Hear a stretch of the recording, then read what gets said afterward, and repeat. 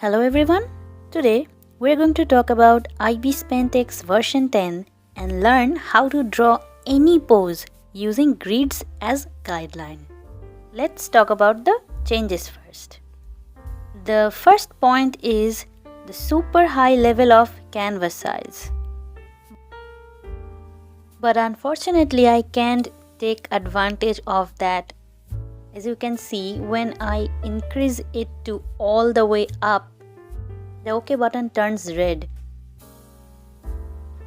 After a few trials, I realized that it only works until the number is 7866. If I increase the pixel a little bit more, it doesn't work anymore. Next, we have different DPI choice options. When I opt for the higher one, it warns me this way. So I just let it be and go for the usual 300 DPI. Now comes one of my favorite changes, the improvement of transform tool. There used to be no blue outline or rotation tool to it before. So we had to use both of our fingers to pinch in or out to increase the size of the object. But now we can just easily change the size by just pulling one corner. Also, before this change, when I wanted to pinch the canvas to zoom out while changing the size of the object, the art would shrink instead of the canvas. It was really problematic. So now that it's resolved, I'm really happy about that. Now on to the most anticipated part, this special menu right here. I'm very happy that they decided to add this reference window option here as well, because turning the reference window on and off from the general settings was a hassle. Before we talk about the grid settings, let's take a look at this Manga Manuscript settings. So those of you who are interested in creating webcomics or manga, this should be very useful for you. But personally, I have nothing to do with it, so I don't think I'm going to use it that much, or if I'll use it ever. Finally, it's time to talk about the grid settings. This absolutely amazing and anticipated update has not only just one grid option, but two.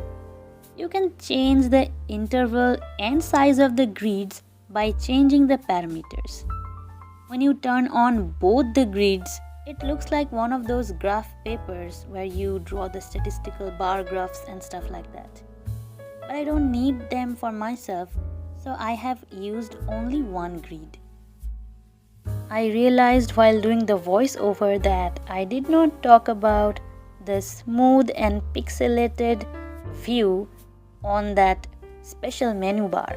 So the thing that happens when you choose pixelated and zoom in, you would be able to see it in pixel or a square way. So if you use the grid for doing pixel arts, it's going to help you a lot. Usually it's actually smoothened. Personally, I don't do pixel art, so I don't really need it that much. But if you are interested in doing it, you can try it out. Now that we have talked about all the major changes in the update, let's focus on doing something fun with the grids. Today, I will show you a technique using these grids that will help you immensely while drawing full body portraits. It doesn't just cover basic poses, but also work on any dynamic pose. All we need is to mark 9 small lines or dots for each grid. Within these 9 lines, the full body should remain. Of course, there could be exceptions when the body is not in a static position, but that shouldn't be a big problem.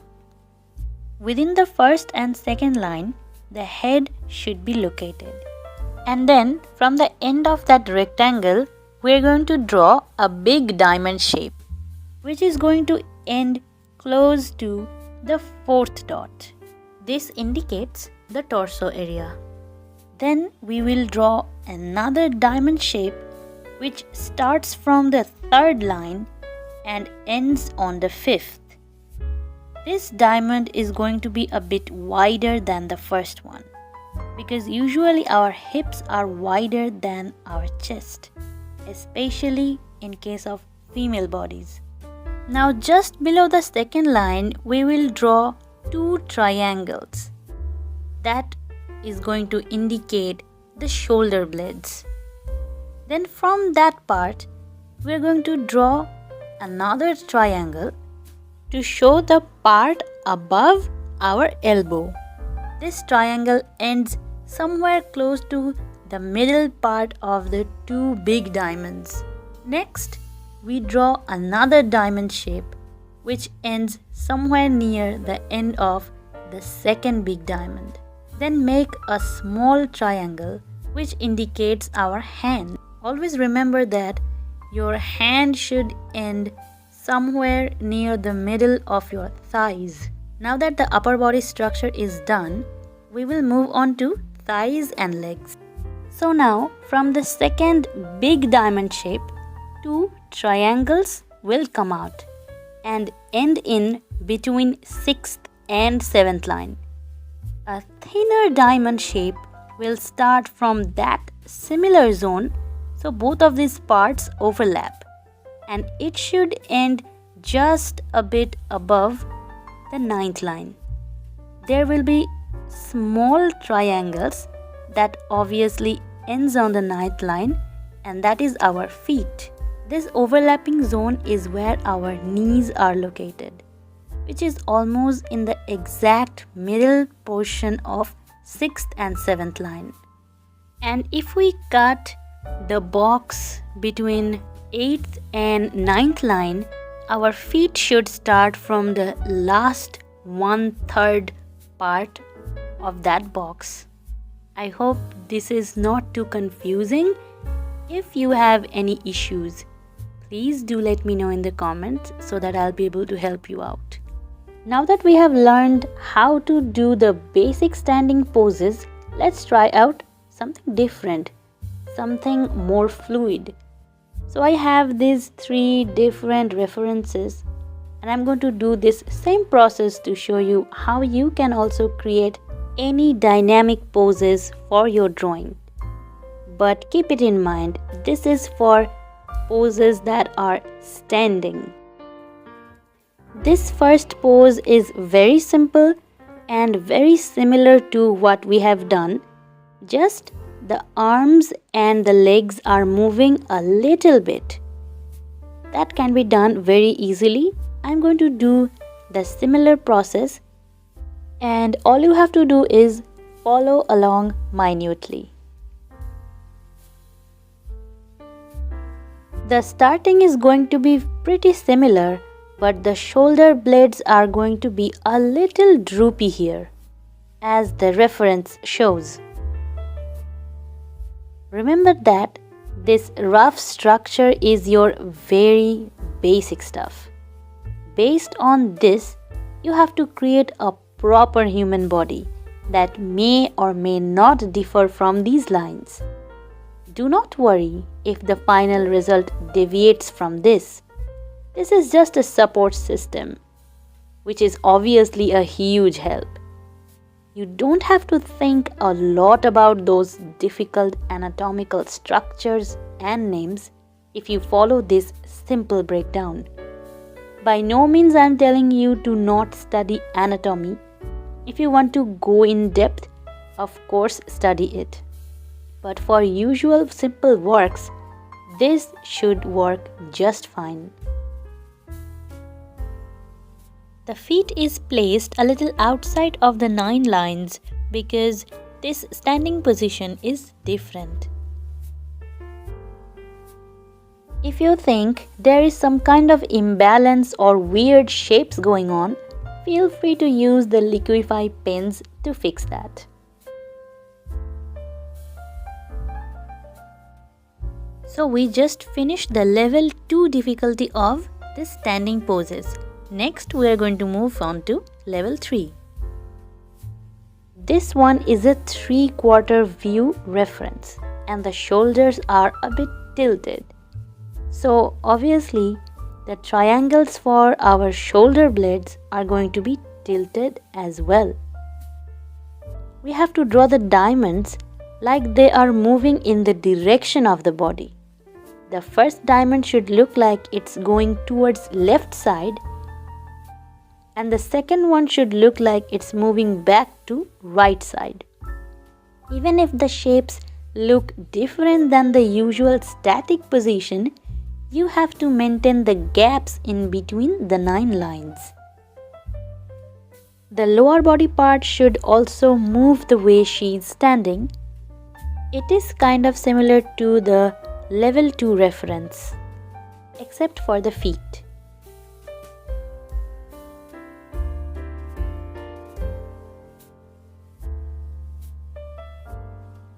The real complicated part is the arm folding, because when you do that, it overlaps with the intermediate zone and things kind of become messy. Don't worry about it too much, just erase the parts which should be covered.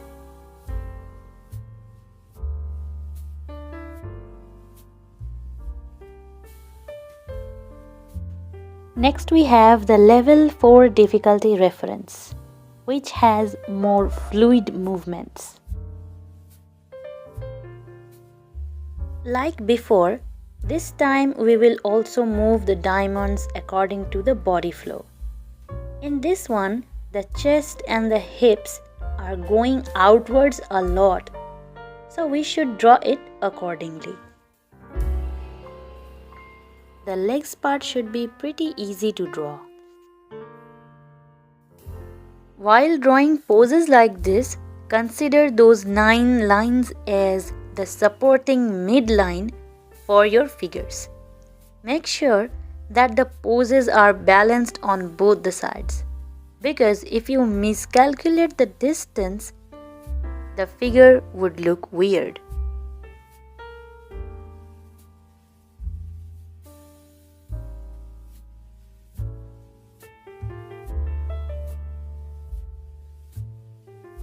Here, one arm goes above the head. So when you draw that structure, you have to keep in mind that both the arms are of similar length. And to make sure that, take a look at the greads.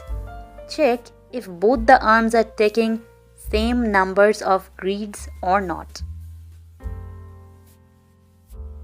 So now we have learned how to draw any standing pose using these 9 lines and shapes method. Next, we are going to figure out if this actually helps or not. To do that, I am going to take one of these structures and use it as a base of a figure drawing. I have chosen the least difficult one for an easy demonstration. Now, I am just going to draw it based on the reference, and of course I won't follow the structure blindly but use it as a help for keeping the proportions right. I hope you enjoy the drawing process. I will get back to you when I'm finished with it.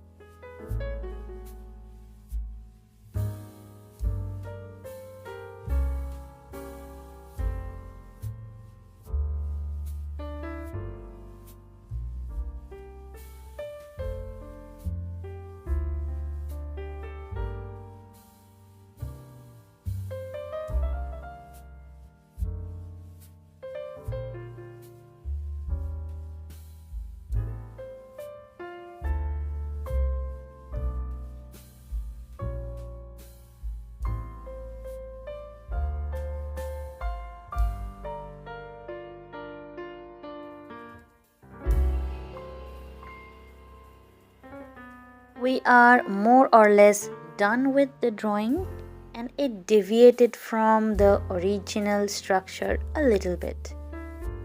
Now if you see anything looks weird, once again use the liquify pen to fix that.